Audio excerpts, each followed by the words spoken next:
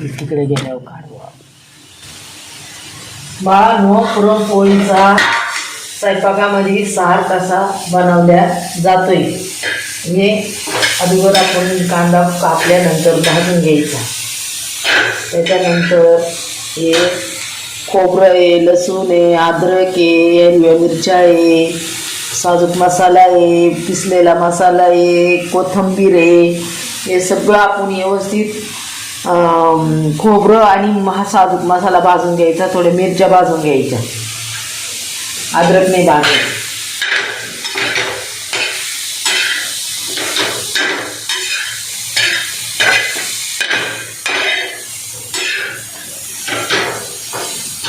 त्याच्यानंतर थोडीशी आपण पुरण तयार करतो ना त्यावेळेस अशी डाळ, बिना गुळाची डाळ काढून ठेवायची, सारात टाकायला पिसून घ्यायची.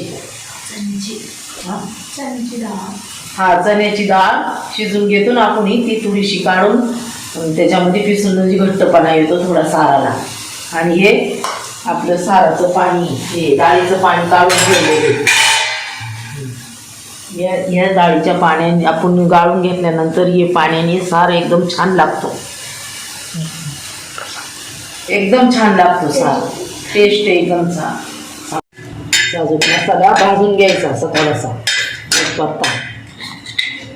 त्यानंतर खोबरं सुद्धा भाजले जाते.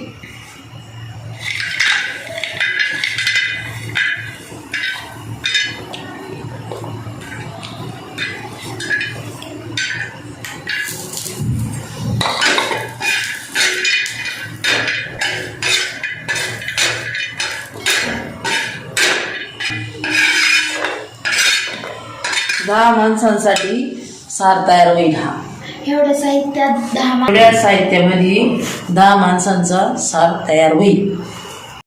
मग आता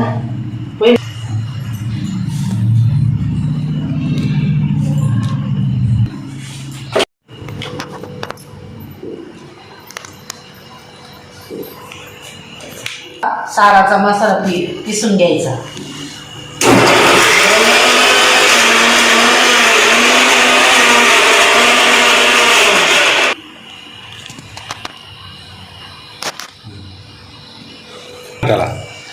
पाणी टाकून थोडासा दळून घ्यायचा.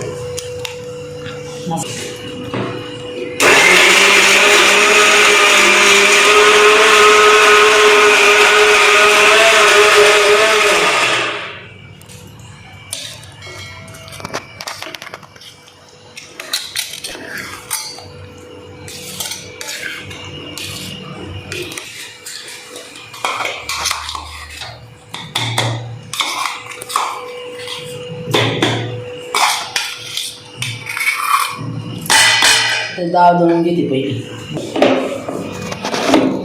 आता ही चण्याची डाळ शिजलेली काढून ठेवली होती ना, ती आता पिसून घ्यायची. त्याच्यामुळं सारला घट्टपणा येतो.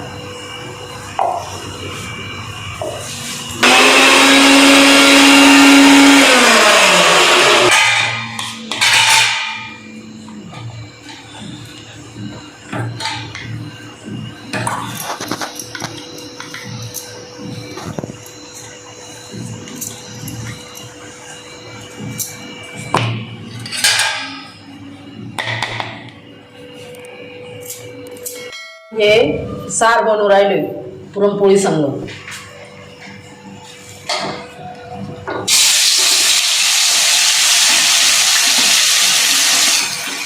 मग मसाला दळून घेतलाय ना, ते आता आपण परतून घ्यायचं चांगला कमी याच्यावर.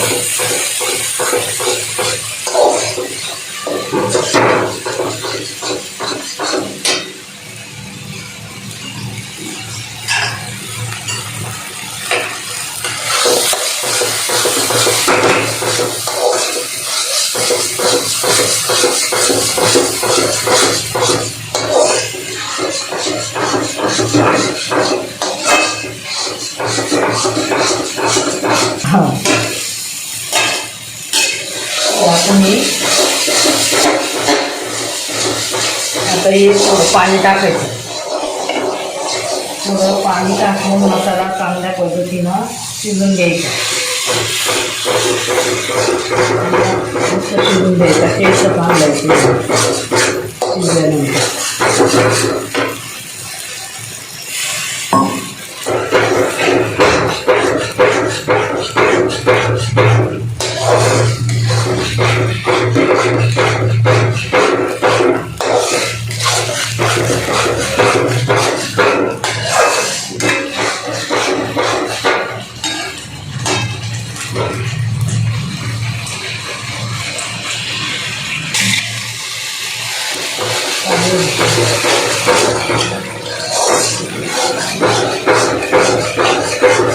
चांगला शिजून एकदम थोडा टाइम मग कमी याच्यावर शिजून घ्यायचं.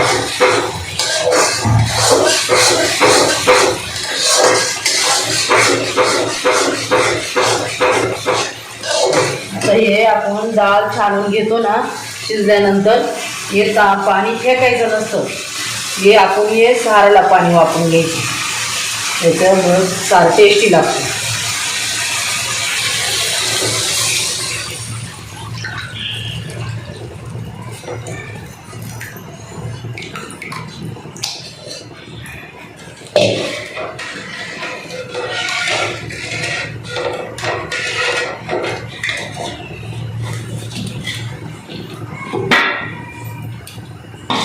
थोडं मीठ टाकायचं.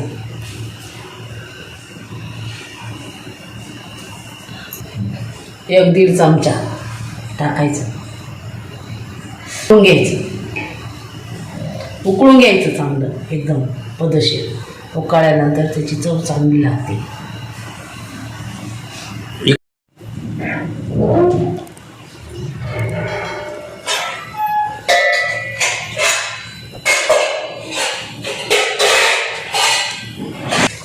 आपला सार तयार झालेला आहे. आपला सार तयार झालेला आहे. आवडले असेल तर आपल्या चॅनलला सबस्क्राईब करा. भेटू नवीन व्हिडिओमध्ये.